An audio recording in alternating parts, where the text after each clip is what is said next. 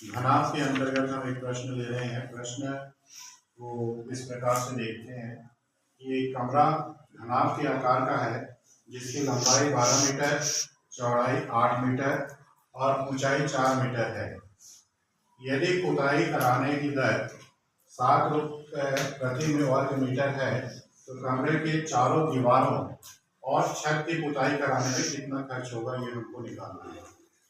मान लीजिए जैसे ये हमारा कमरा है, तो इस कमरे में घनाभ के आकार का है ये कमरा, तो इसमें इस दीवार को, चारों दीवारों को खुदाई कराना है और छत को खुदाई करना है। ठीक है। शर्त ये है कि जो खुदाई का खर्च आएगा वो 7 रुपये प्रति वर्ग मीटर आएगा। मतलब 1 मीटर लंबा, 1 मीटर चौड़ा, इतने को खोदने का खर्च 7 रुपये आएगा। तो पूरे दीवार और छत को खोदने में हमको कितना खर्च करना पड़ेगा ये निकालना है।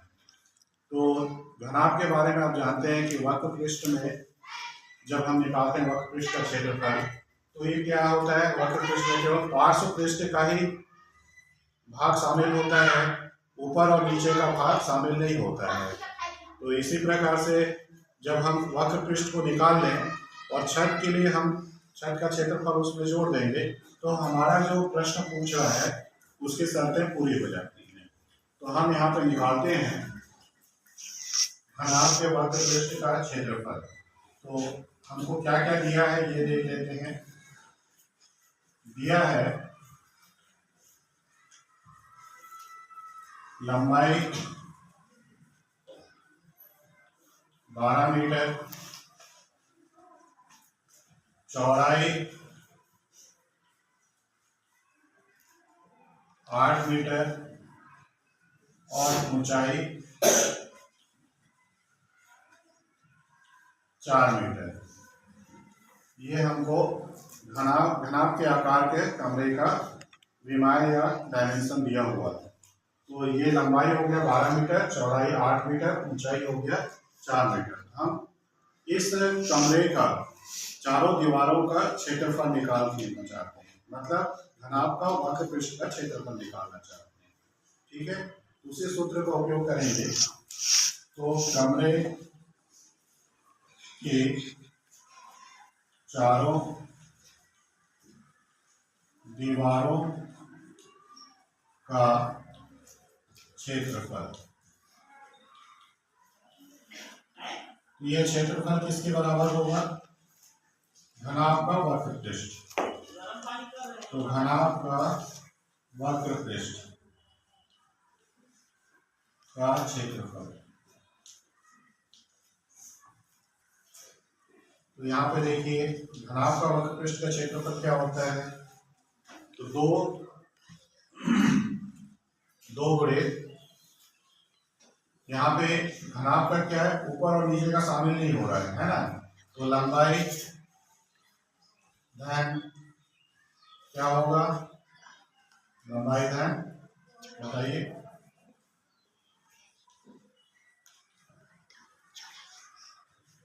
धन चौड़ाई गुणे ऊंचाई। ठीक है। इसी को अगर संकेत में लिखते तो L धन B गुणे H दो गुना हो जाता। ठीक है। तो ये हमारा क्या हो गया, लंबाई हो गया, इस तरह से चौड़ाई हो गया, ठीक, और उसके बाद ऊंचाई हो गया। तो इस तरह से हमारा क्या आ जाएगा, यहाँ पे क्या आएगा, घनाभ का वक्र पृष्ठ का क्षेत्रफल अर्थात कमरे के चारों दीवारों का क्षेत्रफल।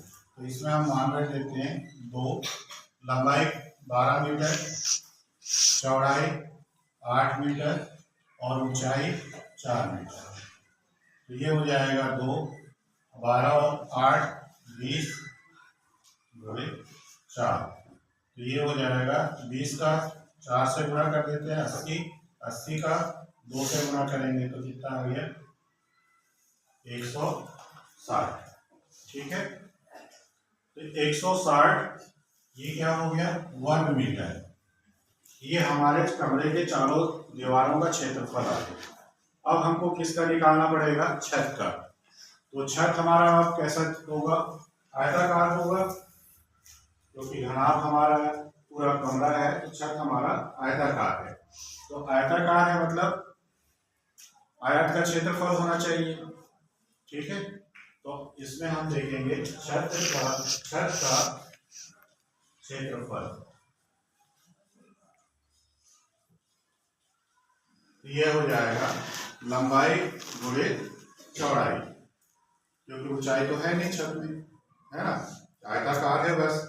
तो इस तरह से आयताकार है तो इसमें लंबाई हो गया, ऐसे चौड़ाई हो गया, इससे गुणा कर देंगे, इस छत का पूरा क्षेत्रफल आ जाएगा। तो ये हो जाएगा लंबाई गुणे चौड़ाई।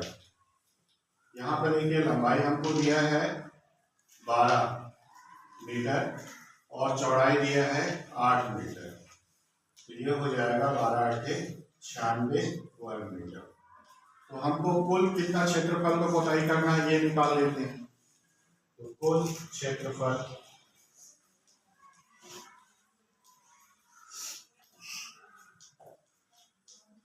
तो कमरे के चारों दीवारों का क्षेत्रफल, उसमें हम छत का क्षेत्रफल को जोड़ देंगे। तो ये हो जाएगा 160 × 96 वर्ग मीटर।